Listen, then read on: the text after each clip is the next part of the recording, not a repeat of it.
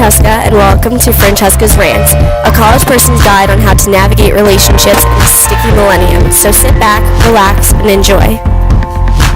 Hello everyone, and welcome to another episode of Francesca Rants, a guide to navigating relationships for college students by a college student. So, dating is hard.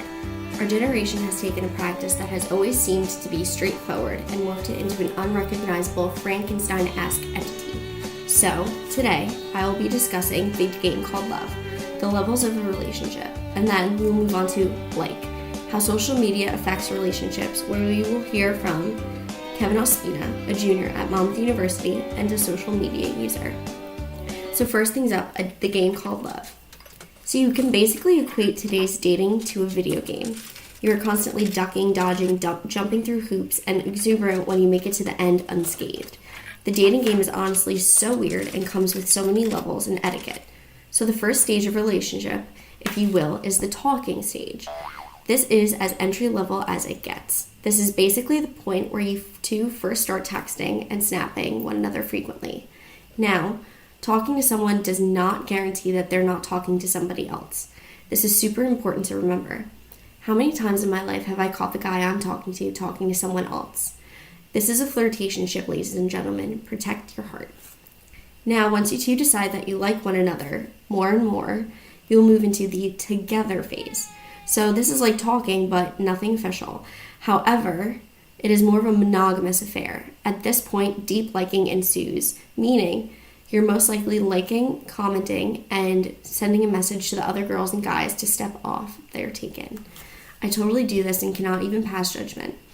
This is also the point where you two are hanging out more and even possibly making public appearances together, which leads to dating.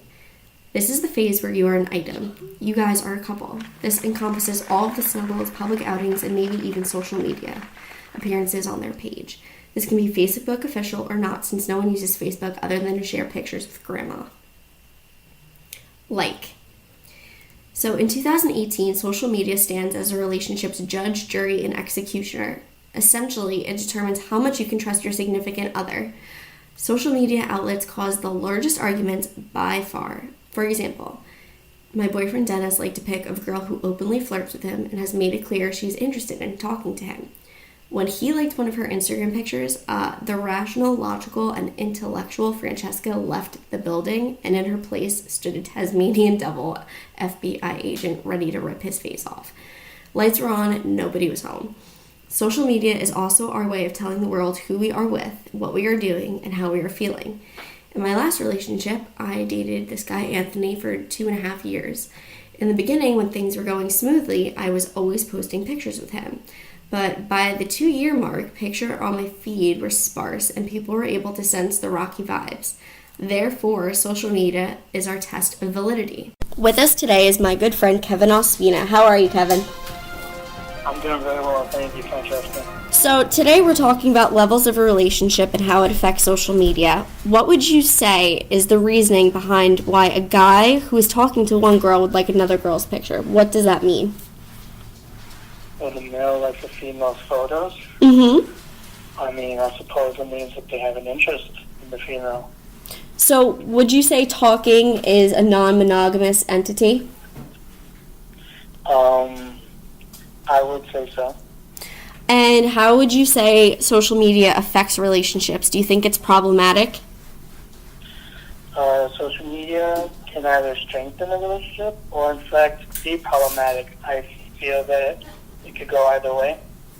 Okay, and personally, do you find that when a girl has an active profile on Instagram, is that better, or would you prefer a girl who has a less active Instagram or social media platform? It really depends on what the female is actually portraying on their social media. Okay, well, thank you, Kevin, for speaking with us for a few moments. No problem. So here are my final thoughts. Relationships are seemingly impossible to navigate. Between the video game model of dating and the obstacles of social media, it is easy to get discouraged. However, continue on the pathway of love. The right person will be worth all of the challenges and hoops. In the end, when you find your person, you will know.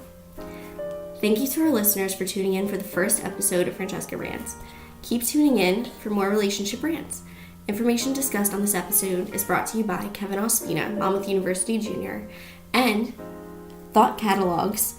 Here's exactly how to go from just talking to dating your crush by Paul Hudson.